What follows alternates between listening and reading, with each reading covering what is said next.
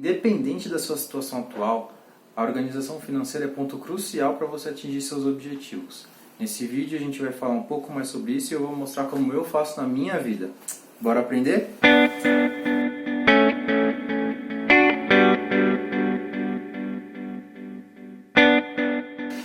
Esse é um daqueles assuntos que as coisas são simples, mas não são fáceis. E elas não são fáceis por quê? Porque elas envolvem emoções. Nossa, Rodrigo, mas emoções? O que emoções tem a ver com organização financeira? Eu diria que tudo. Sabe aquele ímpeto que você tem quando você vai numa loja e tem alguma coisa que você quer muito, aquele celular, aquele carro, aquela roupa, um produto que você deseja muito e você não vê a hora de comprar? Você sente uma vontade muito grande de ter aquele produto, sem mesmo que você necessite de fato disso. Pois é, para evitar isso a gente precisa de controle emocional. Tudo acontece dentro da sua cabeça. É lá que a gente fica travando essas pequenas batalhas que decidem todas as decisões tomadas, inclusive as de compra. E aí beleza, tendo dito isso, eu vou mostrar para vocês 3 coisinhas que eu sigo para me organizar financeiramente. E eu quero lembrar que não existe um certo ou errado. Eu acredito que existem várias formas de fazer a mesma coisa para tudo que acontece na nossa vida, mesmo porque cada pessoa é diferente. Isso não significa que o meu jeito é o certo, é o errado, muito menos que ele é o melhor. Ele simplesmente funciona para mim e pode ser que funcione para você também. Eu gosto de brincar que a minha organização funciona como uma fórmula. Ela é lazer, menos receita, menos aporte, menos as despesas. E o primeiro ponto é gastar menos do que você recebe. Eu sei que isso parece bem óbvio, mas não tem como começar de outra forma. Matematicamente falando, é impossível você juntar ou investir dinheiro se você gasta igual ou mais do que você recebe. E por incrível que pareça, as pessoas elas conseguem fazer isso. Elas gastam mais do que elas recebem. E vocês sabem por que isso acontece? Por conta daquele sentimentozinho que a gente falou lá atrás, aquele ímpeto de comprar. O ser humano ele é tão imediatista e tão ansioso que ele arranja formas de conseguir aquela coisa que ele tem vontade antes do tempo correto. O problema é que a maioria das pessoas fazem isso de uma forma perigosa, de uma forma sem pensar nas consequências. E isso faz com que eles entrem em dívidas e problemas que vão escalando de uma forma que ele nunca resolve e passa o resto da vida dessa forma. Então, por mais que isso pareça muito óbvio, o meu primeiro ponto é sim gastar menos do que eu ganho. E isso me permite ter um valor sobrando que eu uso como o A da minha forma, que é o aporte. Uma dica que eu posso dar para você nesse primeiro ponto. Viva um degrauzinho abaixo do que você pode hoje. Essa é uma questão um pouquinho polêmica, mas eu tenho convicção de que a maioria das pessoas consegue colocar isso em prática. Dá para viver um degrauzinho abaixo do que você vive hoje para fazer com que esse dinheiro sobre e você possa usar de outra forma, tanto para juntar quanto para investir. Eu já vi isso acontecer em diversas famílias, inclusive já aconteceu com a minha, e no caso não foi por opção. A gente teve que se adaptar e nós conseguimos. Então eu tenho bastante convicção de que independente da situação, é capaz de você diminuir um pouquinho o seu padrão de vida para ter aquele valor sobrando na sua conta. Nós temos o costume de menosprezar o poder do tempo. E isso é a maior besteira que existe. Mesmo pequenos valores, se você junta consistentemente durante meses, aplicados de uma forma inteligente, eles podem virar um dinheiro bem grande no futuro. E com essas duas coisas juntas, surge um novo argumento que as pessoas costumam usar bastante, que é: mas eu não sei o dia de amanhã. Eu posso morrer a qualquer hora, eu preciso viver meu presente.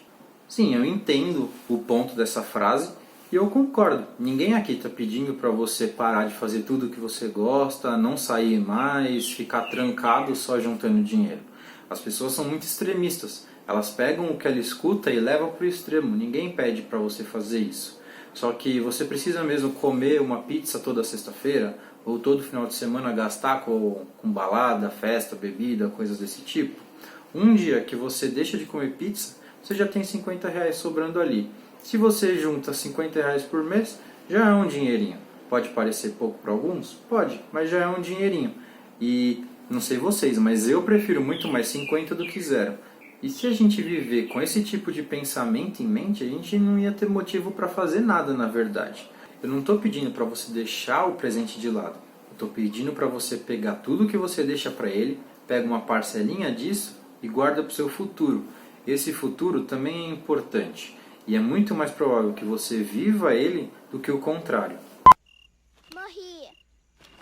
A dica é essa, você pode diminuir o valor de alguma coisa ou a frequência com que isso acontece. É simples assim. E agora colocando essas 3 coisinhas juntas. A primeira, viva um degrauzinho abaixo do que você pode hoje. Isso já vai ajudar bastante para você guardar uma quantia legal. Segundo, estatisticamente falando, é muito improvável que você não viva o seu futuro. Então você precisa pensar nele também e precisa ter uma quantia guardada para você viver ele de uma forma tranquila. E terceiro, não subestime o poder do tempo. 10 anos parece muita coisa? Parece muita coisa. Mas eles passam de qualquer forma. E então, se eu posso fazer algo hoje que vai me deixar muito melhor daqui a 10 anos, por que eu não faria? E agora entra o segundo passo. Eu defino exatamente a quantidade de aporte que eu vou fazer e eu faço essa ação antes de qualquer outra coisa quando eu recebo. Se você fez o primeiro passo, você tem um dinheirinho sobrando agora, certo? Imagine que esse valor é como se fosse uma conta qualquer, de luz, água, um aluguel, tanto faz. E que quem te cobra isso é o seu eu do futuro. O ato de investir mensalmente te garante um futuro mais tranquilo. E é exatamente isso que a gente está buscando. É preciso você plantar hoje para colher amanhã. E beleza, Rô, eu entendi o que você está dizendo, mas por que você precisa fazer isso antes de qualquer outra coisa? Isso é novamente por conta daquele sentimentozinho que a gente comentou antes. O ponto é que sempre que as pessoas têm dinheiro em conta, elas dão um jeito de gastar esse valor inteiro. Seja com comida, seja com produtos, elas dão um jeito de gastar. É claro que isso não é uma verdade absoluta, e nada do que eu falo é, mas isso acontece com a maioria das pessoas. É muito comum você escutar que o dinheiro entrou e já saiu, entrou e já saiu, entrou e já saiu. Isso, parte, é porque elas estão gastando mais do que elas podem, e segundo, porque quando sobra, elas gastam também. Então nunca tem nada lá. E aí quando entra já sai. E é por esse motivo que eu prefiro investir antes de fazer qualquer outra coisa. Isso faz com que eu me organize melhor e ao mesmo tempo faz com que eu mantenha a minha consistência. Já que eu pego o que eu recebo, já defino o mínimo que eu vou investir, isso já sai da conta e aí com o que sobrou eu pago minhas despesas e uso de lazer para fazer qualquer coisa que eu queira. Normalmente o que acontece é o contrário. As pessoas pagam suas despesas, vivem e caso sobre alguma coisa elas investem. E é aí que entra aquele probleminha que a gente conversou. Na maioria das vezes não vai sobrar nada, porque as pessoas dão um jeito de gastar tudo que tem lá. E o terceiro ponto, eu equilibro as minhas despesas.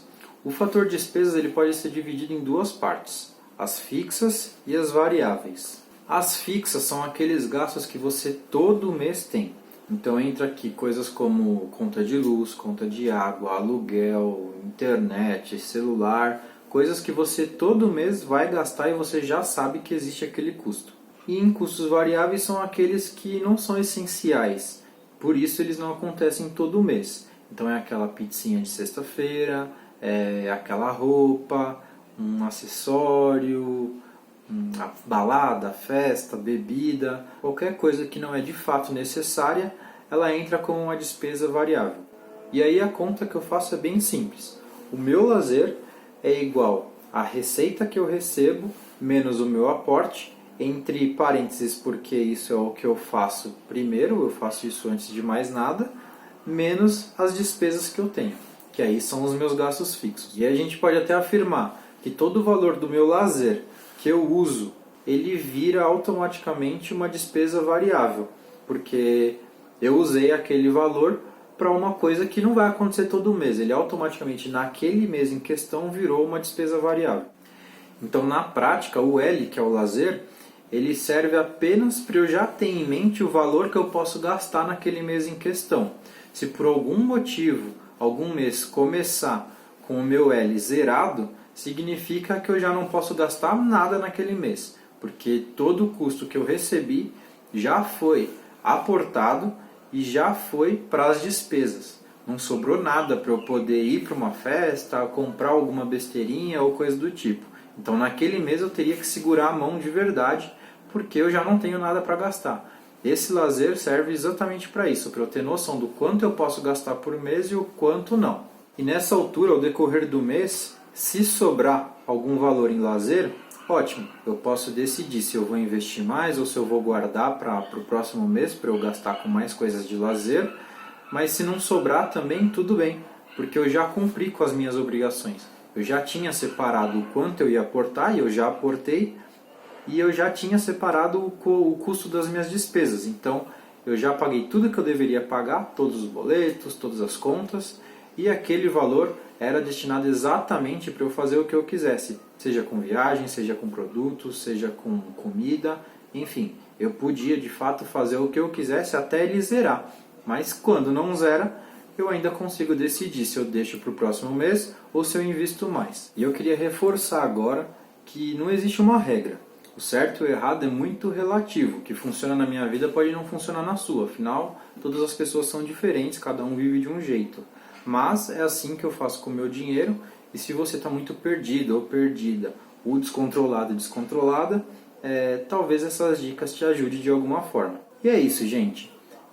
Antes eu costumava pensar que esse tipo de dica era sempre mais do mesmo. E que na teoria é tudo muito lindo. Mas a real é que tudo acontece aqui na sua cabeça. Se você tiver força de vontade e disciplina, você consegue transformar essa teoria em prática. Então só depende de você. E pode ser que até seja mais do mesmo.